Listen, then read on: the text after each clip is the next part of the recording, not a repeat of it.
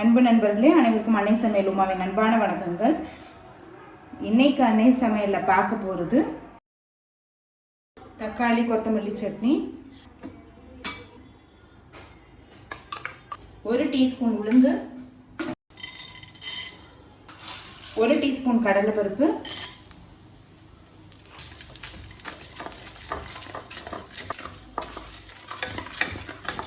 உளுந்தும் கடலை பருப்பு நல்லா கலர் மாற வரைக்கும் வறுத்துக்கலாம். 3 பல் பூண்டு,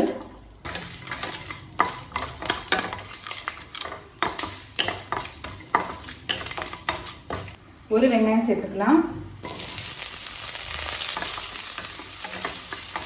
வெங்காயம் நீங்கள் விருப்பப்பட்டால் சேர்த்துக்கலாங்க.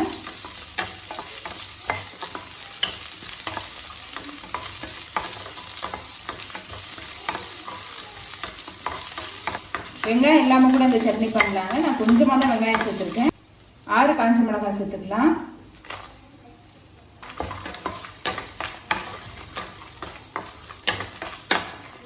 2 தக்காளி சேர்த்துக்கலாம்.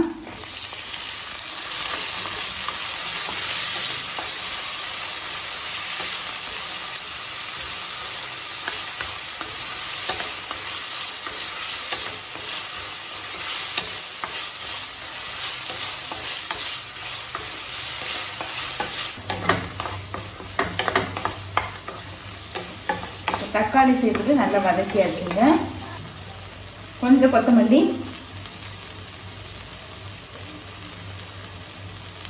கொஞ்சம் புளி, தேவையான அளவு உப்பு. கொத்தமல்லி ரொம்ப வதக்கணும்னு அவசியம் இல்லைங்க, லேசாக வதக்குனீங்கன்னா போதும்.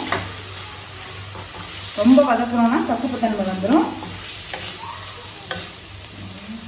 இந்த அளவுக்கு வதக்குனீங்கனாலே போதும். இப்போ இது கொஞ்சம் நேரம் ஆறின பிறகு மிக்சியில் அரைச்சிக்கலாங்க. இப்போ சட்னியை தாளிச்சிக்கலாங்க. 1/2 டீஸ்பூன் கடுகு, கொஞ்சம் உளுந்து, கொஞ்சம் பெருங்காயம், கொஞ்சம் கருவேப்பிலை. இப்போ தக்காளி கொத்தமல்லி சட்னி ரெடி ஆகிடுச்சுங்க. சர்வ் பண்ணிடலாம். இப்போ சுவையான தக்காளி கொத்தமல்லி சட்னி ரெடி ஆகிடுச்சு.